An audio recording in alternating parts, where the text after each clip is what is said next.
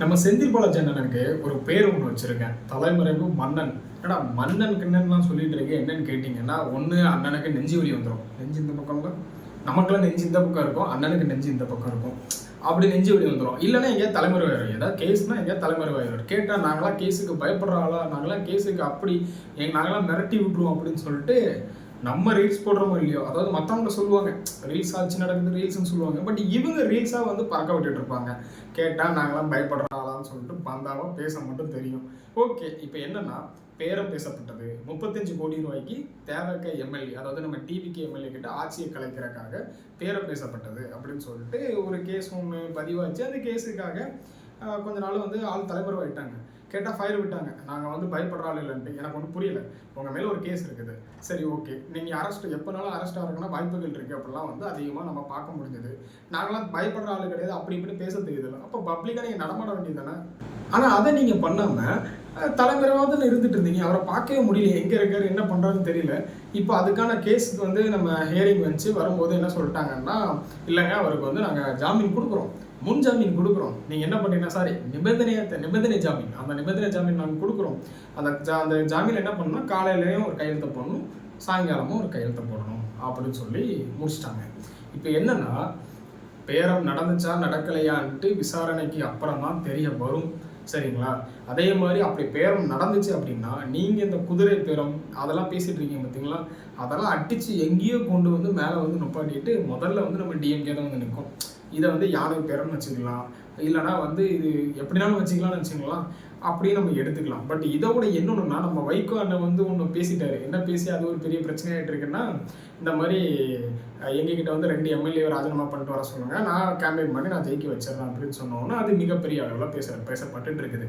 இங்கே பாருங்க, அப்போ இதுவும் ஒரு பேரம் தானே நடந்திருக்கு, அப்போ இதுதானே குதிரை பேரம் அப்படின்னு சொல்லிட்டு அதிகமாக பேசிட்டு இருக்கிறாங்க. இல்லைங்க அதுக்கப்புறம் திரும்ப சொல்லிட்டேன், இல்லைங்க நான் அப்படி சொல்லலாங்க அப்படின்னு சொல்லிட்டு திரும்ப மாற்றிட்டாரு. அப்படி சொல்லலை தம்பி அப்படின்ட்டு.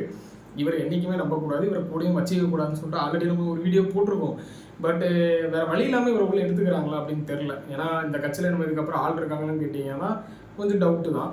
அதே மாதிரி நம்ம திருமாவளவனா மாற்றி தான் ஒன்று பேசிகிட்டு இருக்கிறாரு. இங்கேயும் ஒரு கால் அங்கேயும் ஒரு கால் வச்சுப்போம், ஏதாவது ஒன்று உதவுங்கன்னு சொல்லிட்டு வச்சுட்டு இருக்கிறாங்க. இதில் முக்கியமாக நம்ம ஒரு கவனிக்க வேண்டியது, இதெல்லாம் தூர தள்ளிட்டு கரூர். இந்த கரூர் வந்து நம்ம ஆல்ரெடி நிறைய பேசிட்டாங்க. பட் இந்த கரூரை வச்சு பயங்கரமாக அரசியல் பண்ணிகிட்டு இருக்கிறாங்க. அதை நீங்கள் எந்த கட்சினாலும் எடுத்துக்கிடுங்க. இந்த விஜய் அவர்களை முடக்கிறதுக்கும் விஜய் அவர்களை வந்து பாயிண்ட் அவுட் பண்ணி பேசுகிறப்போ இந்த கரூர் இன்சிடென்ட் வந்து பயங்கரமாக இருக்குது. அப்போது இதை எப்படி இவர் சமாளித்து நம்ம வின் பண்ணிட்டு வந்தாரோ அதே செகண்ட் அந்த கரூருக்கு போகக்கூடாது அப்படின்னு சொல்கிறதுக்காக பல கேஸ்கள் போட்டிருந்தாங்க.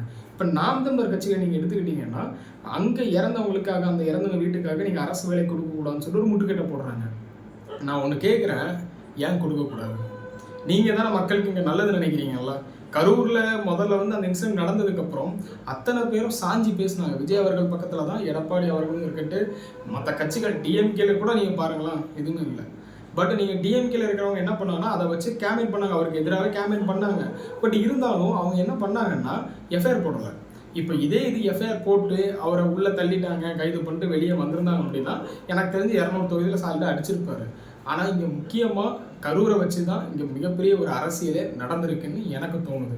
ஏன்னா அந்த இன்சிடெண்ட்டை வச்சு தான் விஜய் அவர்கள் ஜெயிச்சாங்கன்னு சொல்கிறாங்க. நானும் சொல்கிறேன், விஜய் அவர்கள் அந்த கரூர் இன்சிடெண்ட்டில் என்ன நடந்துச்சு இன்ன வரைக்கும் நமக்கு தெரியாது. கூட்ட நெரிசல் தான் காரணமாக இல்லை உள்ள வேறு ஏதாவது நடந்துச்சான்னு சொல்லிட்டு விசாரணைலாம் முடிஞ்சு சொன்னதுக்கப்புறம் தான் தெரியும். பட் அங்கே என்ன நடந்துச்சு தெரியல. பட் அந்த கரூர் இன்சிடென்ட்னால இங்கே ஒரு மிகப்பெரிய அரசியல் மாற்றமே நடந்திருக்குன்னு நான் நினைக்கிறேன். ஆனால் இன்னும் அந்த கரூரை வச்சு தான் இங்கே நிறைய பேர் பேசிகிட்டு இருக்கிறாங்க. விஜய் அவர்கள் அங்கே போகக்கூடாது, கரூரை பற்றி யாரும் பேசக்கூடாது அப்படின்னு சொல்லிட்டு கேஸ் போட்டிருந்தாங்க. அதுக்கு செருப்படி வாங்கிட்டு வந்துட்டாங்கன்னு வச்சுக்கலாம். அதாவது இங்கே அடிபட்டது போதாதுன்னு சொல்லிட்டு நான் கோர்ட்டுக்கு போய் ஒரு அடி வாங்கிட்டு வருவேன்னு சொல்லிட்டு அடி வாங்கிட்டு வந்துட்டாங்க. அதே மாதிரி இன்னொன்று நம்ம கவனிக்க வேண்டியது என்னென்னா, நம்ம அண்ணன், அதாவது நம்ம நடிப்பு அரக்கன், சாரி வேணாம் விட்டுருங்க, நடிப்பு அரக்கன் இல்லை, தலைமறைவு மன்னன், அவர் வந்து என்ன பண்ணாருன்னா கரூரில் நிற்கலை.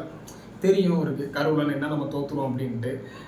பட்டு இதை பற்றி நீங்கள் என்ன நினைக்கிறீங்க? அந்த கரூரை வச்சு பயங்கரமாக ஒன்று போயிட்டு இருக்குது. செந்தில் பாலாஜி அவர்கள் மேலே ஏற்கனவே கேஸ் இருக்குது, நடந்துட்டு இருக்குது. அது போக இது ஒரு கேஸு. இதெல்லாம் எனக்கு என்ன தோணுதுன்னா, ஒரு எல்லார் மேலேயும் ஒரு எம்எல்ஏ இருக்கிறாங்க, எம்பியாக இருக்கிறாங்க, எல்லார் மேலேயும் ஒரு தப்பு இருக்குது, எல்லார் மேலேயும் ஒரு கேஸ் இருக்குது. ஆனால் பெருசாக ப்ரூவ் ஆக மாட்டேங்குது. ஏன்னு கேட்குறேன். இப்போ ஒரு ஆள் தப்பு செஞ்சுட்டாரும் ஒரு கேஸ் ஒன்று பதிவு பண்ணுறாங்க, ஊழல் பண்ணிட்டாங்க அப்படின்னு சொல்லிட்டு ஒரு பதிவு பண்ணுறாங்க. அந்த கேஸுக்கான தீர்ப்பு சீக்கிரம் கிடைக்குதா? அவர் தப்பு பண்ணாரா பண்ணலையா? நீங்கள் டைம் எடுத்து நீங்கள் ஒரு கேஸை போடுங்க. இப்போ ஒரு கடந்த 5 வருஷமா ஒரு ஆட்சி ஒருத்தவங்க பண்ணியிருக்காங்க. இப்போ டிவிக்கு அரசு ஏதாவது ஒரு கேஸ் ஒன்று போடுறாங்கன்னு சொல்லலாம். ஃபார் எக்ஸாம்பிள் அவங்க ஒரு கேஸ் ஒன்று ஒருத்தங்க அங்கே இருக்க எம்எல்ஏவோ எம்பி மேலே மினிஸ்டர் மேலே ஒரு கேஸ் ஒன்று போடுறாங்கன்னா அது நடந்து முடிகிறதுக்குள்ள இங்கே அவங்க ஒரு 2 தடவை ஆட்சி இருந்துச்சு முடிச்சுக்கலாம். அந்த மாதிரி தான் கேஸ் ஸ்லோவாக போகுது. இல்லை ஒருவேளை அவங்களுக்கு அந்த தீர்ப்பே வர மாட்டேங்குது, அப்படியே ஜபம் மாதிரி இழுத்துக்கிட்டே வருது. ஏன் அவ்வளோ டிலே? அதுக்குள்ளே தான் இவங்க ஆதாரத்தை அழிச்சிருப்பாங்களே, அந்த மாதிரி தானே இருக்கும். இதை பற்றி நீங்கள் என்ன நினைக்கிறீங்க? ஏன் ஒருத்தங்க தப்பு பண்ணுறாங்க, ஊழல் பண்ணுறாங்கன்னு சொல்லிட்டு நம்ம பேசுகிறோம், பட்டு நமக்கே தெரியும். இப்போ ஒரு பஸ் ஸ்டாண்டு கட்டியிருக்காங்கன்னு வச்சுக்கலாம். அந்த பஸ் ஸ்டாண்டில் எப்படி இருக்கும்னா 50 லட்ச ரூபா மதிப்பீடு, 60 லட்ச ரூபா மதிப்பீடு, 18 லட்ச ரூபா அப்படின்னு போட்டு வச்சுருப்பாங்க. பஸ் ஸ்டாண்டு, தண்ணி தொட்டி, எதுனாலும் வச்சுக்கிங்க கட்டியிருப்பாங்க. நமக்கே தெரியும் இது 18 லட்ச ரூபா. என்ன இந்த 18 லட்ச ரூபா இருந்தால் நான் 2 மாடி பில்டிங்கை கட்டியிருப்பேன்டா 2 சென்டில் அப்படின்னு சொல்லிட்டு நம்ம பேசிகிட்டு இருப்போம். பட்டு நம்ம கண்ணோட தான் தெரியும் இதில் ஏதோ நடந்திருக்கு அப்படின்னு சொல்லிட்டு தெரியும். பட் அது நிரூபிக்க முடியுதா? இல்லை நம்ம கேட்க மாட்டேங்கிறோமா? கோர்ட்டில் ஏன் அவ்வளோ டிலே ஆகுது அப்படின்னு சொல்லிட்டு எனக்கு நிறைய கொஸ்டின் எனக்கே வரும். அதே மாதிரி நம்ம ஊழல் பண்ணுறோம்னு சொல்கிறோம், அவங்க மேலே பார்த்தீங்கன்னா கேஸ் இருக்குமே தவிர அதுக்கான அந்த எப்படி சொல்கிறது ஒரு ஆதாரமாக வெளியே விட மாட்டாங்க. இல்லைன்னா இதில் ஊழல் பண்ணியிருக்காங்கன்னு மட்டும்தான் இருக்குமே தவிர அதற்கான தீர்ப்பும் வராது. அவர் தப்பு பண்ணாரா பண்ணலையான்ட்டு குற்றச்சாட்டு மட்டும்தான் இருக்குமே தவிர வேறு அதுக்கான தீர்ப்பும் வராது, அதுக்கான ஆதாரங்களும் வெளியே வர மாட்டேங்குது. இதை பற்றி நீங்கள் என்ன நினைக்கிறீங்கன்னு சொல்லிட்டு கீழே கமெண்ட்ஸில் கமெண்ட் பண்ணுங்கள். முக்கியமாக நான் இதை பேசுனது செந்தில் பாலாஜி அவர்கள் உண்மையிலே தலைமறைவு மன்னன் தான். இவர் தப்பு செஞ்சுருக்காரா செய்யலையா இதெல்லாம் 2வது பட்சம். பட் அவர் மேலே ஒரு குற்றச்சாட்டை வைக்கிறாங்க, இது நடந்திருக்குன்னு சொன்னாங்க அப்படின்னா அதற்கான ஆதாரத்தை வெளியிடுங்க, சீக்கிரம் அதுக்கான தீர்ப்புகளை கொடுங்க அப்படின்னு சொல்லிட்டு தான் நான் எக்ஸ்பெக்ட் பண்ணுறேன்.